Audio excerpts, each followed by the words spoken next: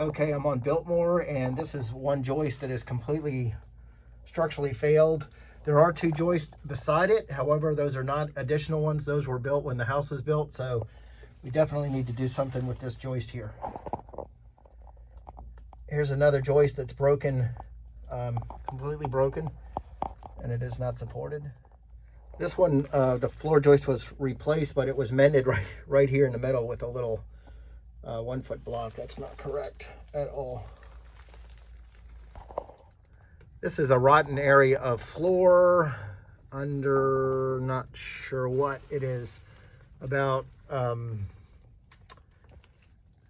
maybe about 12, 13 feet back from the back wall, and maybe about 8 or 9, 10 feet over from the crawl door. And more of the same here. And more of the same here. And more of the same here. And more of the same here. A broken floor joist, just snapped. Improper repair there. Just jacklegged. They notched out the repaired joist to the point where it has no strength left there at all.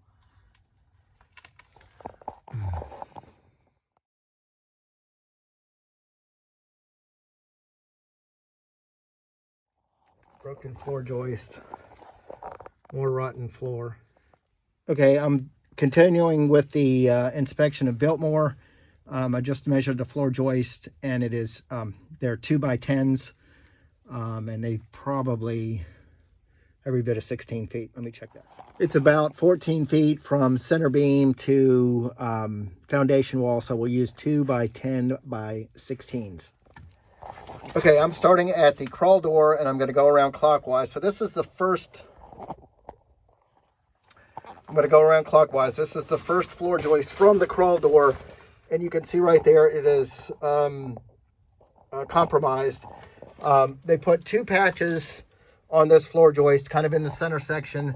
Really, the way it ought to be done is either from the center beam to the foundation wall with 1, or go from the foundation wall as far as they can towards the center beam with 1, and then go as far as they can from the center beam to the foundation wall as 1. And then also it should be done with timber locks instead of nails. So we need to do this one, no doubt. About 1.5 foot over, maybe the second joist from the crawl door. It's the same thing on this joist. You can see where it's just kind of coming apart, and the screwdriver goes right in. So we need to do this one as well. Same story.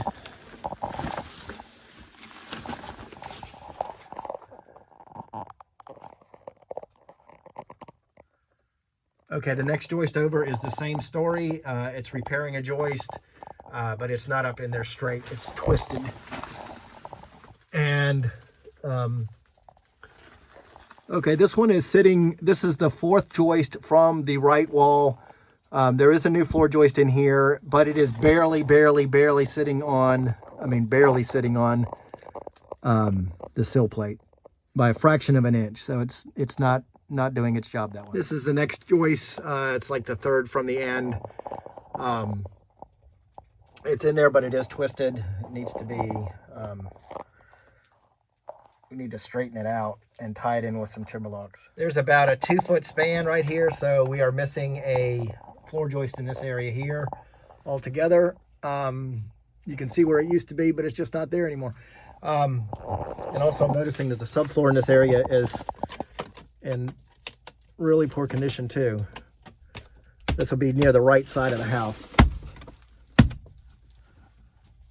Back.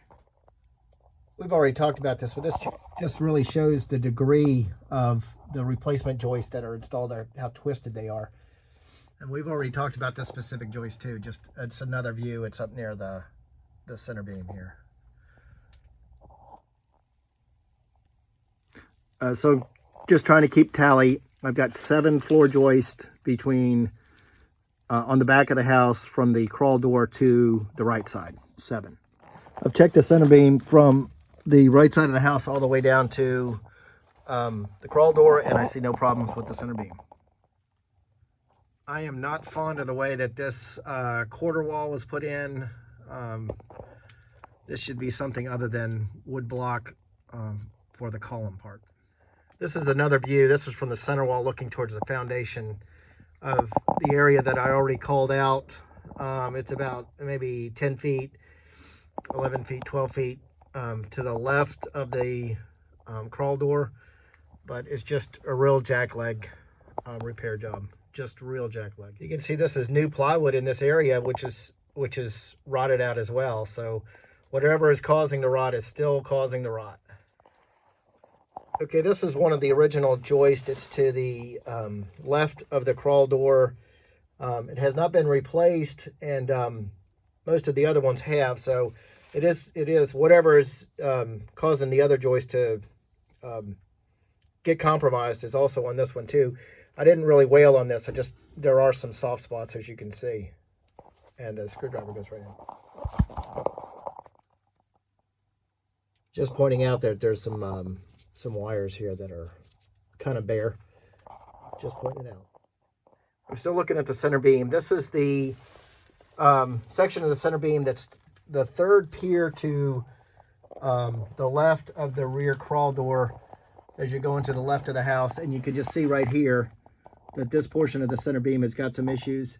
It's the only place I've found so far on the center beam that has anything going on. And there's a joist in this area too, just to the left of that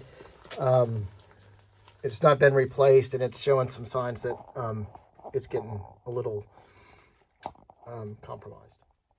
And the one beside it as well.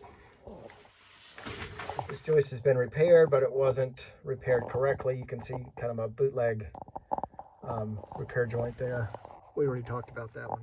This is the back side of that section of the center beam that's, questionable. This is there, right there. Just, it's not a lot of structure left to that.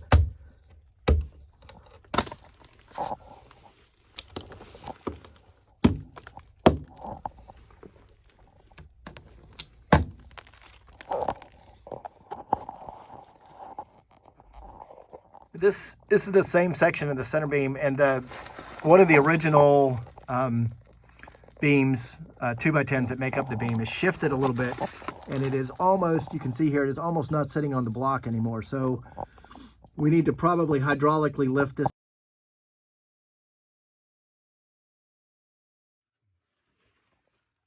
I am revisiting the area of floor, the subfloor that's rotten.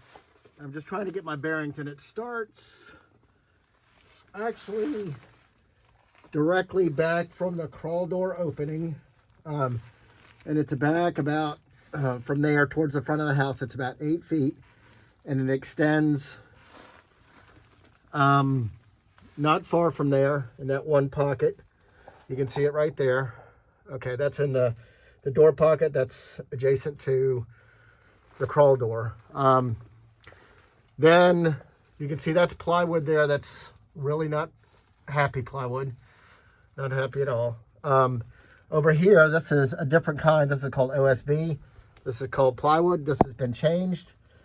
If you go back towards the center beam a little bit, it switches back between OSB back to plywood, and the plywood is, again, not happy plywood at all. And now we're going towards the left side of the house.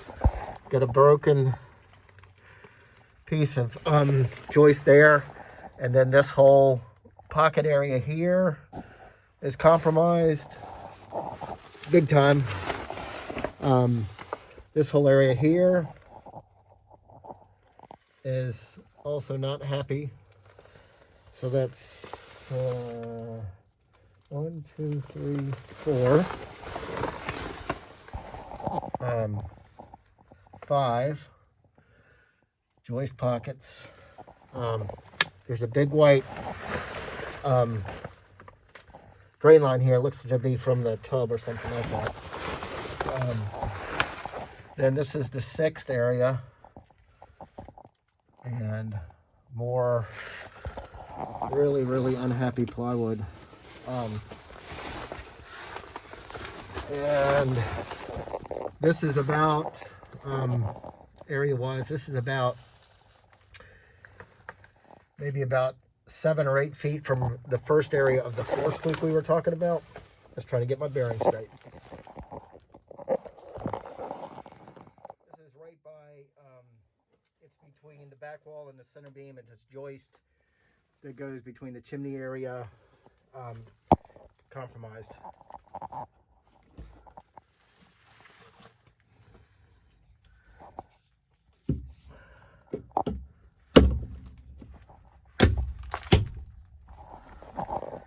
One beside it's the same way. It's not good right up here by the center beam. We've seen this before. There's just another angle. The same joist right here. You can just see that it's you know, it's cracked. Another one. Some electrical concerns with this coil of wire. It should be in a box and kept off. This one is just broken completely. This one we're about 15 feet from the left side of the house, and this floor joist looks like it was scabbed in there correctly. It does go from the center beam, and then looks like it goes all the way down to the foundation wall, which is good. The one beside it, the same thing, but it's not, I don't know if you can see it from this or not, but it's not straight, it's twisted. So it needs to be straightened up and lag bolted together. Same one as this one. This one would be real easy to fix. It's got the nails in it already, so we could just, you know, put the lag bolts in a pattern. This one we have to straighten it up and then lag bolt it. The one beside it looks okay. Something that I'm noticing, there should be some cross blocking or bridging like this. I don't know if you can see it or not. That should be between all the spaces to keep them from twisting like that. So that should be added. And I'm down 1, 2, 3, 4, 5 joists from the end of the house. This is at the left of the house. A tangle of wires coming in here near the breaker box. It's looks like telephone line and cable and stuff like that. It's just kind of spaghetti-ish. If we do any work under here, I'd like to get all this stuff, you know, up and supported below the joist where it belongs. At the back left of the house now, and everything up here, from what I can tell, looks good. This is the back left of the house still, and there's what appears to be an old electrical service cable here. It is probably okay, but there's no termination of it, so I'm assuming it is not hot. If it is hot, it needs to be dealt with. If it's not hot, I would still get it out of the way because it's the proper way to do it. It's an old service cable hanging here, what it appears to be. This is just another view of what we've already seen. You can see that the joist is in here. The new joist is in here beside the old one, but it's not straight. So the way to fix this again is to push the house up with hydraulic pressure and then push this in and then lag bolt it.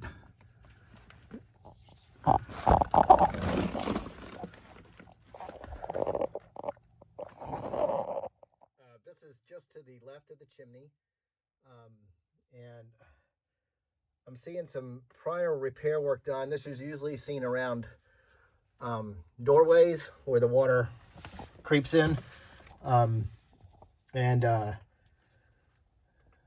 just wanted to point this out to you. At some point in time, that could be a concern if it gets water in it again, if the water's been addressed. It's not the way I would have done repairs, but at this point it's not worth ripping it all out to redo it. I just wanted you to see it.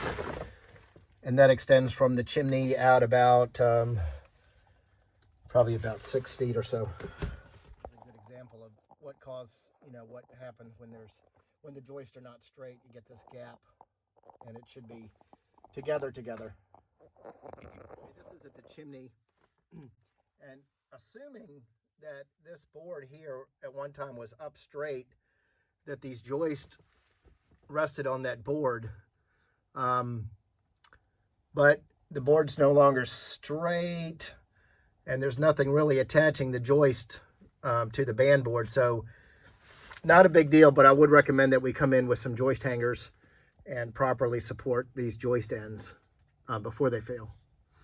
And I'm seeing a little bit, not a lot, just a little bit of black mold here and there spread around the crawl space. Okay, so there's 6 joist hangers, and one of them is going to be a double. I am now still at the left of the house. However, I'm at the center beam working my way to the front. All right, I'm at the front left, working my way from the center beam here. This is the second joist in, and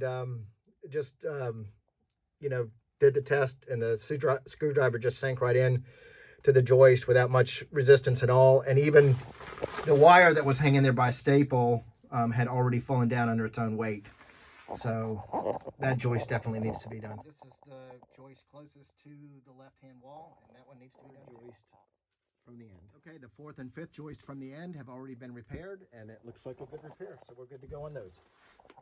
Okay, the 6th joist from the end is okay. The 7th joist needs to be repaired. The 9th joist is okay. The 10th joist needs to be sistered, and the 11th has already been sistered, and the 12th has already been sistered. The 8th has already been sistered and looks good. We do need to do some cross blocking in here too to prevent the joist from rolling. No big deal. Okay, so this is so I don't lose my bearing in my count. You can see a bunch of joists that have been done through here, and they look okay. And now I'm directly in front of the fireplace, but I'm on the front of the house, and I'm going to continue looking. There's another one that needs to be done right there. And another one. That one's got a big old crack in it, and the screwdriver sank right in. All right, this one I don't even need to put the screwdriver in because it's just falling apart. You can see that has not been sistered. This one has been sistered already, so we're good on that one. This one has not been anything done to it, and you can just see right there, it's just totally gone. Double joist there, I think would be okay. Just sistering one of those, be all right. By the gas line, it has not been repaired. It needs to be. This is just another view of what we've already seen before, kind of a twisted joist. It should be straight. This one's a little different. It sounds kind of hollowish, which is a sign that it's failing. When I probe it with the screwdriver, I can't get the screwdriver to sink in, but you can see that it is starting to crack along there, and just it didn't probe like it was going to fail, but visually it looks like it's going to fail, and also it doesn't sound solid either, if that makes sense. Here, and this is the one where there's an extension cord fastened. You can see the failure, but it probes relatively solid. So I would say let's do those two. And for bearing purposes, I'm up near the dehumidifier, continuing my work. All right, I'm at the near the dehumidifier unit, and there's a joist that's been repaired, but the joist is twisted pretty badly, so that one needs to be straightened up.